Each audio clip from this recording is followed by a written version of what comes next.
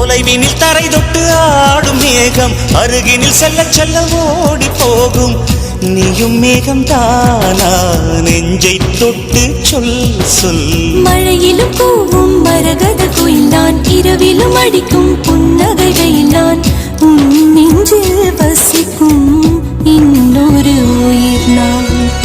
வெள்ளி மலரே வெள்ளி மலரே, நேற்று வரை நீ நெடுவனம் கண்டாய், ஒற்றை காலில் உயரத்தில் நின்றாய், மஞ்சள் மாலை மழையில் நனைந்தாய், சித்திரை மாதம் வெயிலும் சுமந்தாய், இத்தனை தவங்கள் ஏன்தான் செய்தாயோ?